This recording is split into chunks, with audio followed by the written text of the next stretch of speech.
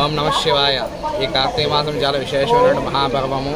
ఇది 30 రోజులు మనకి కార్తీక మాసం యొక్క ఆవిర్భావం జరుగుతుంటుంది. తులారాశిలో రవి యొక్క ప్రవేశం జరిగినప్పుడు ఈ కార్తీక మాసం మనకి ఉంటుంది.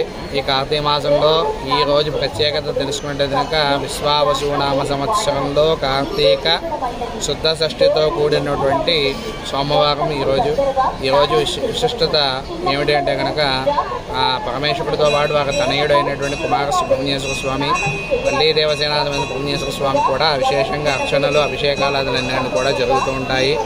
అందులో ఈ కార్తీక మాసం యొక్క విశిష్టత తెలుసుకున్నట్టు కనుక కార్తీక మాసము ప్రత్యేకించి స్నానాదులకి, దీపదానాదులకి మరియు అన్ని రకాల దానాదులకి కూడా చాలా ఉత్తమమైన మాసంగా పరిగణింపబడుతుంది. ఈ కార్తీక మాసం ముఖ్యంగా ఈ కార్తీక నదీ స్నానం యొక్క ఆవశ్యకత తెలుసుకున్నట్టు కనుక దాని యొక్క విశిష్టత మనకి మహత్యం తెలుసుకున్నట్లయితే కనుక కార్తీక సూర్యోదయాత్ పూర్వం ఎవరైతే భక్తి శ్రద్ధలతో కనుక గోదావరి నదిలో కానీ లేదా సముద్రంలో కానీ ఈ కార్తీక మాస స్నానం చేస్తారో వారికి అన్ని రకాలుగా కూడా జ్ఞానశక్తి అనేటువంటి అజ్ఞానాన్ని పోగొట్టి జ్ఞానశక్తి అనేటువంటిది పెంపొందింపబడమే కాకుండా వారిలో ఉన్నటువంటి పాపకర్మ క్షయం అవ్వడము పుణ్యకర్మ చేయడానికి వారికి అన్ని రకాలుగా కూడా దోహదపడటము జరుగుతుంటుంది.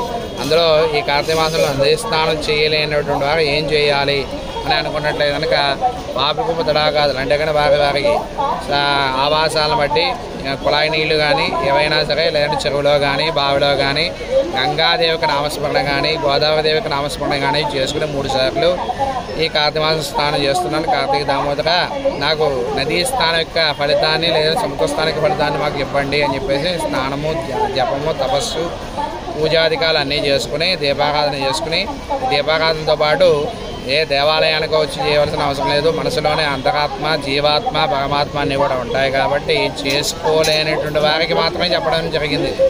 అందువల్ల చేసుకునేవారు భక్తి శ్రద్ధలతో సూర్యోదయాత్ పూర్వమే వచ్చి వారు స్నానాదులు గావించి వారు ఉపవాస దీక్ష చేసుకునేవారు వారి శరీర అవస్థను బట్టి ఈ నక్షత్రము నక్తము అని చెప్తుంటారు. సోమవారం నక్తం అంటే కానీ నక్షత్ర దర్శనం చేసుకుంటే కానీ ఉపవాసం పరిసమాప్తి చేయరు కొంతమంది.